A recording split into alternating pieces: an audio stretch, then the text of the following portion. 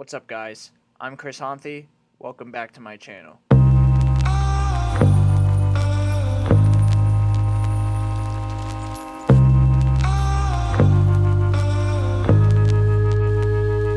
Welcome back to another What I Watched This Month, July edition. I start off the month with The Grand Budapest Hotel. I just wanted to rewatch this because the first time I watched it, I absolutely loved it, but that was probably about 4 years ago. And rewatching it, I do say it does drag a little bit, but it's definitely one of the better Wes Anderson films. Next, I watched Do the Right Thing for the first time. This may be one of the greatest movies I have ever watched. I am not kidding. I was absolutely floored. It's very uncommon where you just watch a film and you know instantly that this is going to be one of your favorite movies of all time, and that's exactly how I felt watching this. I loved absolutely everything about this movie. With everything going on right now, this is the quintessential film to watch. I watched Hamilton on Disney Plus. It's not a movie, but it is filmed with cameras and it does close-ups, so I thought I'd just put it in here. Hamilton does deserve the hype. I didn't think it was perfect like many people do think, but it is very close. On the 6th, I rewatched Knives Out. I fell in love with this movie so much more on the second watch. All the characters are so good in this movie and the script is incredibly well done. If you haven't seen this movie, I highly recommend it. On the 8th, I downloaded HBO Max. I've been wanting to watch the Belichick and Saban, The Art of Coaching documentary. I really enjoyed this. HBO always makes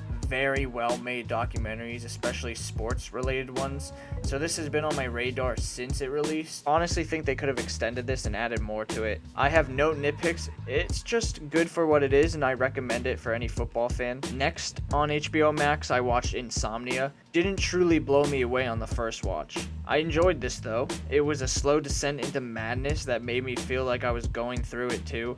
Nothing beats the first sequence in the fog, and Pacino was so good in this role, and I highly recommend it if you just want to watch Robin Williams as a serial killer. That's probably the best part of this. On the 9th on HBO Max, I watched Lord of the Flies. This had so much potential to be an amazing movie, but sadly is very, very underwhelming. The entire movie, I was wondering why it felt so weak while the characters themselves were forming into savages, and then it hit me. The entire film is so stationary. The shots are just still and let almost entire scenes play out without adding close-ups or other angles. Also, the music choice for some scenes takes away from the significance of emotion that should be held in those scenes. There really needs to be a remake of this movie, and hopefully it's true what Letterboxd says and what the internet says about Luca Guadagnino creating one, because that would be such an amazing reboot of this story. On the 10th on Hulu, I watched Palm Springs. This was such a happy surprise. I heard about this movie when Sundance was going on, and ever since that, I've been waiting for it. Little did I know it's exactly the movie I need this year. This is so original without being original at the same time, if that makes sense. It was so heartwarming and funny. It's really just a good time. Sandberg does so well in this, and Milioti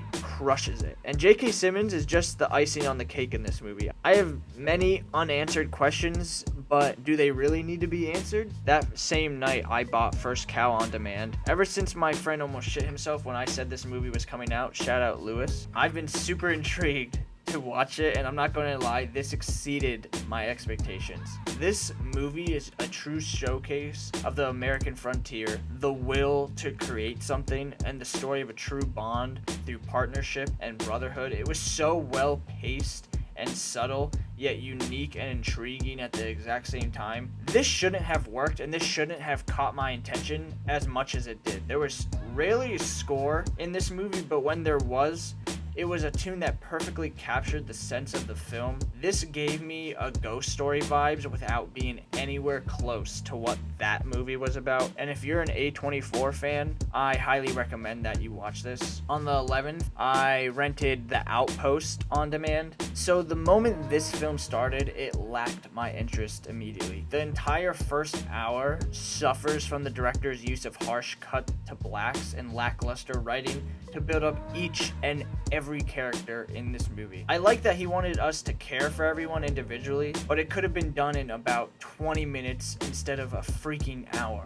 As soon as the fighting actually started though, this film did an entire 180. The pacing and incredible sequences made this film worth that initial first hour. There were some moments in this where I was completely blown away from the camera movement. Also, some of those in-battle moments were some of the best war moments I have ever seen. It reminded me a lot of Black Hawk Down. By the end of this, I believe this film should have centered mainly on Carter. I understand this is based on a true story of all who were involved, but every time he was on screen, I could feel an entire plot driven by him. Spoiler alert, that ending where he is processing his PTSD was so powerful, and it made me wonder why he wasn't the focus. It's solid for the main battle, but the dynamic of the men in that first half wasn't keeping me intrigued at all. On the 12th, I watched Top Gun for the first time. It was just on TV, so I recorded it, and there's not much to say. This is just pure 80s entertainment, and it just made me more hyped for the sequel that's coming out. On the 13th, I rewatched the Simpsons movie.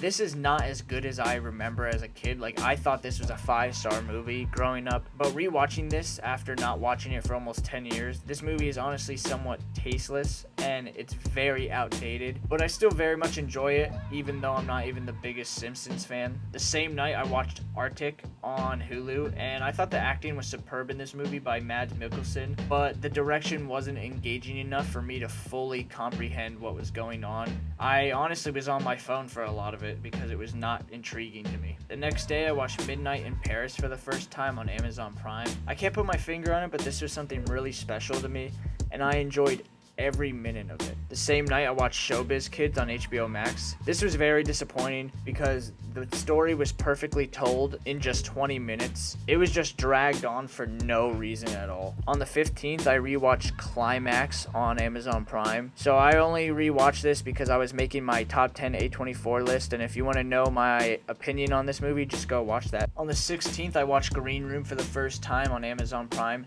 I don't have much to say, but if you really love gore and violence, then I highly recommend this film. On the 17th, I watched Hot Summer Nights on Amazon Prime. This movie could have been so good if it focused more on the writing and the relationship between Daniel, Hunter, and Michaela, and not on being hip and all about drugs. It was funny in some parts, but it just lacks in the shitty writing and editing. On the 20th, I rewatched It, and this movie is just a straight up comedy. I love every second of this movie. The same night, I watched It Chapter 2, and the first one is clearly a better paced and better told story, but this is an okay addition. I wish I never watched Split because James McAvoy talks exactly like that little boy did in this. It took me out of the entire film. Also, this movie is way too long. So much could have been cut out of this, but the casting was really good, and that's the reason I really enjoyed this. But other than that, it's just too long, and I probably won't watch again. On the 22nd, I watched Father, Soldier, Son on Netflix.